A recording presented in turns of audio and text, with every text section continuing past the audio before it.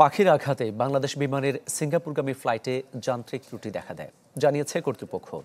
শাহজালাল বিমানবন্দরের নির্বাহী পরিচালক নিশ্চিত করেন, নিরাপদে অবতরণ করায় বিমানে থাকা সব যাত্রী ও ক্রু সুস্থ আছেন।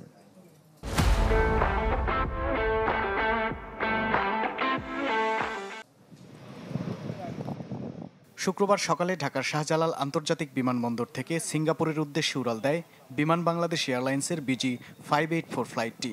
বোয়িং 737-800 মডেলের উড়োজাহাজটি 2500 ফিট উচ্চতায় পৌঁছাতেই ঘটে বিপত্তি। পাইলট ইঞ্জিনে সমস্যার ইঙ্গিত পেয়ে ঢাকায় ফিরে আসার সিদ্ধান্ত নেন। বিমানবন্দরের নির্বাহী পরিচালক জানান, বিমানে থাকা সব যাত্রী এবং ক্রু নিরাপদে ও সুস্থ আছেন।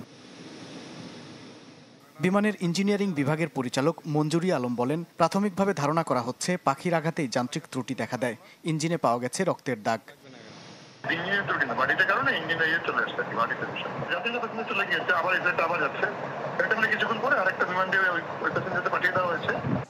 শাহজালাল বিমানবন্দর কর্তৃপক্ষ জানায়, এ ধরনের পরিস্থিতি মোকাবিলায় তারা সব সময় প্রস্তুত। বার্ড স্ট্রাইক এড়াতে নিয়মিতভাবে নেওয়া হচ্ছে বিশেষ ব্যবস্থা।